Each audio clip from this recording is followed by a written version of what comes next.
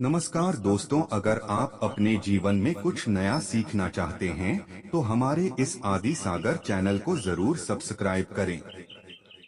लेकिन इसमें सबसे बड़ी एकादशी तिथि अगर किसी को माना गया है तो वह देवशयनी एकादशी तिथि को माना गया है, क्योंकि इस दिन जो भी व्यक्ति भगवान विष्णु जी और माता लक्ष्मी जी की थोड़ी सी भी पूजा पाठ कर लेता है तो तुरंत ही उसको माता लक्ष्मी जी, भगवान विष्णु जी का आशीर्वाद मिल जाता है। यह एक ऐसी एकादशी तिथि होती है जिस दिन की गई पूजा साधना क्रिया कभी भी खाली नहीं जाती है। इसका पलट करके लाभ एक व्यक्ति को जरूर मिलता है। दोस्तों, बात करते हैं देवशयनी एकादशी कब है दोस्तों। उससे पहले हम जान लेते हैं कि देवशयनी एकादशी के दिन क्या करना चाहिए, क्या नहीं करना चाहिए। दोस्तों, बात करते हैं देवशयनी एकादशी के दिन क्या नहीं करना चाहिए।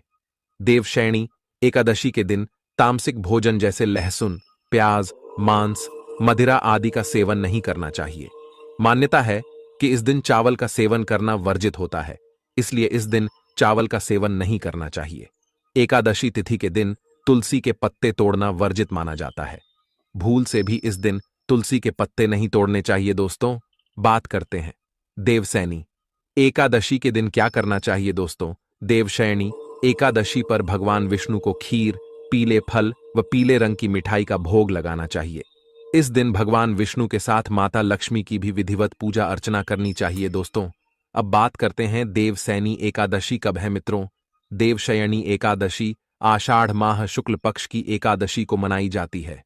इस बार यह 16 जुलाई की शाम 8:33 से आरंभ होकर 17 जुलाई की रात 9:02 तक रहेगी। उदया तिथि होने के कारण 17 जुलाई को ही व्रत रखा जाएगा। दोस्तों, इस बार देवशयनी एकादशी बुधवार के दिन है और बुधवार का दिन मां लक्ष्मी को समर्पित होता है। बुधवारी एकादशी के दिन विष्णु भगवान के साथ मां लक्ष्मी की पूजा भी करते हैं, क्योंकि इस दिन की गई पूजा का कई गुना का फल मिलता है। इसलिए इस दिन तुलसी माता से जुड़ा यह अचूक उपाय आपकी हर परेशानी का हल कर देगा, चाहे वह धन को लेकर हो या सेहत या संतान की प्राप्ति को लेकर हो। इसलिए दोस्तों, वीडियो को आखिरी तक जरूर देखें। और दोस्तों, वीडियो में आगे बढ़ने से पहले आपसे निवेदन है, वीडियो लाइक करना मत भूलिए और साथ ही हमारे इस चैनल को सब्सक्राइब जरूर कर लें। दोस्तों, इस वीडियो को लाइक करके कमेंट में जय श्री हरि विष्णु, जय मां लक्ष्मी लिखना ना भूले। दोस्तों, इस दिन पूजा, व्रत, दान आदि धार्मिक कार्य करने वालों पर लक्ष्मी नारायण की कृपा बरसेगी।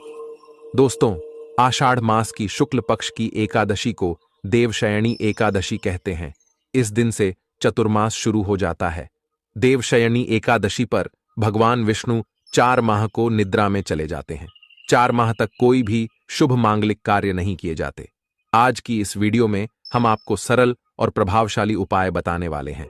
दोस्तों, जो भी व्यक्ति 17 जुलाई 2024 देवशयनी एकादशी के दिन तुलसी में यह गुप्त चीज बांध देता है तो दोस्तों, उसके पास इतना धन आता है कि उसकी पीढ़ी दर पीढ़ी कोई भी गरीब नहीं रहता और वह बन जाता है मालामाल। दोस्तों, जो भी इस देवशयनी एकादशी पर यह खास उपाय करेगा तो उसके भाग्य के द्वार खुल जाएंगे, वर्षों की निर्धनता दूर हो जाएगी, भगवान विष्णु और मां लक्ष्मी आपके ऊपर असीम कृपा बरसाएंगी, धन धान्य सुख समृद्धि से आपकी झोली भर देंगे। दोस्तों, तुलसी तो सब लगाते हैं, लेकिन ये बात बहुत कम लोग जानते हैं कि तुलसी के नीचे बांधे ये चीज मां तुलसी का मिलता है ढेर सारा आशीर्वाद। माता लक्ष्मी होती है, आकर्षित घर में नहीं आती कष्ट। दोस्तों, तुल का पौधा यदि आपके घर में लगा है तो दोस्तों, यह आपके परिवार के लिए बहुत ही लाभकारी है। तुलसी के पौधे में देवी लक्ष्मी का निवास माना जाता है और नियमित रूप से तुलसी के पौधे की पूजा करने से काफी लाभ मिलता है।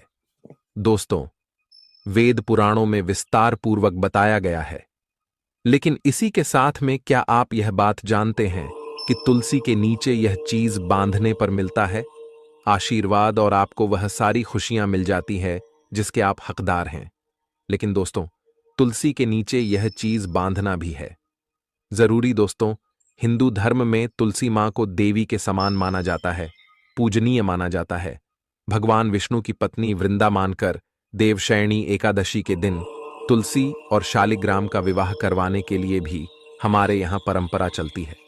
शास्त्रों के अनुसार जिस भी घरों में तुलसी का पौधा हरा भरा खिला रहता है, उस घर में सुख शांति और समृद्धि निवास करती है। भगवान विष्णु की पूजा और प्रसाद में भी तुलसी का पत्ता होना सबसे जरूरी माना जाता है, क्योंकि इनके बिना पूजा अपूर्ण मानी जाती है। इसी कारण से सभी हिंदू परिवारों में तुलसी का पौधा होता है। दोस्तों, आपके घर में भी तुलसी है तो सुख शांति और समृद्धि के लिए तुलसी मां को लाल चुनरी अवश्य से चढ़ाना चाहिए। अक्सर लोग जाने अनजाने में कई बार ऐसी गलतियां कर देते हैं। वह लोग तुलसी का पौधा तो लगा देते हैं, लेकिन माता रानी को चुनरी नहीं चढ़ाते हैं, जिसके कारण उन्हें अच्छे फलों की प्राप्ति नहीं हो पाती है। हमेशा इस बात को ध्यान रखें कि माता रानी को चुनरी अवश्य से चढ़ाना चाहिए। तुलसी न केवल एक पौधा है, बल्कि यह हमारी मां है। आपको दोस्तों यह भी बता दें कि तुलसी को चुनरी ढक के रखा जाता है, लेकिन इस बात का विशेष ध्यान बहुत कम लोग ही रख पाते हैं। वह यह भी गलतियां करते हैं कि तुलसी की चुनरी यदि काफी पुरानी हो जाती है, वह फट भी जाती है। लेकिन पूर्णिमा या फिर अन्य किसी शुभ दिवस पर ही तुलसी की चुनरी लोग बदल देते हैं। लेकिन आपको न केवल त्योहारों पर चुनरी बदलनी चाहिए, बल्कि साफ सुथरी चुनरी मां तुलसी को हमेशा लाना चाहिए। बगैर चुनरी के मां अच्छी नहीं लगती। वह तुलसी मां बेहद नाराज हो जाती है और आपको फलों की प्राप्ति नहीं होती है। तुलसी में कई दिव्य शक्तियां विराजमान हैं जो तुलसी विवाह कराते हैं तो उन्हें कभी भी कष्ट नहीं होती है, उन्हें स्वर्ग की प्राप्ति होती है। दोस्तों, तुलसी के पास में आप लोगों को कुछ चीजें हैं जो नहीं रखनी है। तुलसी मां हो जाती है क्रोधित। जैसे मैंने आपको पहले भी बताया है कि जहां तुलसी का पौधा होता है, वहां पर आपको अपने मुख से कड़वे बोल नहीं बोलने चाहिए। इसके आसपास जूते चप्पल झाड़ू पोंछा रखना भी बहुत पाप माना जाता है। तुलसी के आसपास थूकना भी घोर अनर्थ पाप माना जाता है। पौधे में शिवलिंग और गणेश जी की प्रतिमा बिल्कुल नहीं रखनी चाहिए। तुलसी में कोई अन्य पौधा नहीं लगाना चाहिए। तुलसी का पौधा जहां पर भी हो, वहां पर सदैव साफ सफाई होना अनिवार्य होती है। तुलसी के पास कपड़े नहीं सुखाना चाहिए। तुलसी का पत्ता नाखून से नहीं तोड़ना चाहिए, माता क्रोधित हो जाती है। तुलसी के पत्ते सूख कर गिर जाते हैं, उन्हें कूड़े में नहीं डालना चाहिए, मिट्टी में उसे दबा देना चाहिए।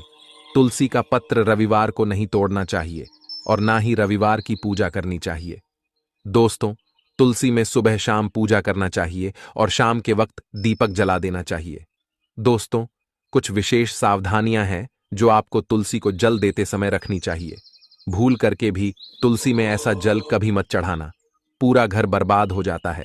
आइए जानते हैं कि तुलसी में कौन सा जल डालना चाहिए और कौन सा जल नहीं डालना चाहिए। साथ ही यह भी जानेंगे कि घर में कौन सी तुलसी नहीं लगानी चाहिए और कौन सी लगाना बहुत शुभ माना जाता है। दोस्तों, शास्त्रों के अनुसार तुलसी में गंदा पानी बिल्कुल नहीं डालना चाहिए। पानी कोई भी हो, साफ होना चाहिए। अक्सर लोग बाथरूम से पानी भरकर तुलसी में डाल देते हैं तथा गंदे हाथों से पानी डाल देते हैं। या तो आप नहा लें या अच्छी तरह से हाथ धो लें। दोस्तों, कभी भी पानी डालें जो भी दोस्तों, गंदे आचरण से पानी डालने से घोर पाप लग जाता है। बाथरूम का पानी तुलसी के पौधे में गलती से भी नहीं डालना चाहिए। जिस बर्तन से आप पानी डाल रहे हैं, उस बर्तन को साफ अवश्य कर लें। वह बर्तन झूठा ना हो। गंदे बर्तन में जल भर के तुलसी में नहीं डाला जाता है, इससे तुलसी माता क्रोधित हो सकती है। साथ ही साथ आपकी तुलसी भी सूख सकती है। जो पानी आप पीते हैं, वही पानी आपको तुलसी में डालना चाहिए। लेकिन इस बात का विशेष ध्यान रखें, तुलसी के अंदर सादा जल न डालें। इस जल में फूल वगैरह या फिर आप थोड़ा सा गंगा जल अवश्य डाल दें। इसे पानी की गुणवत्ता कहीं अधिक गुना बढ़ जाती है और दैवीय शक्तियों का संचार होने लग जाता है। हफ्ते में एक बार जब आप तुलसी में पानी डालें, तो पानी के अंदर थोड़ा सा गाय का शुद्ध दूध अवश्य डाल दें।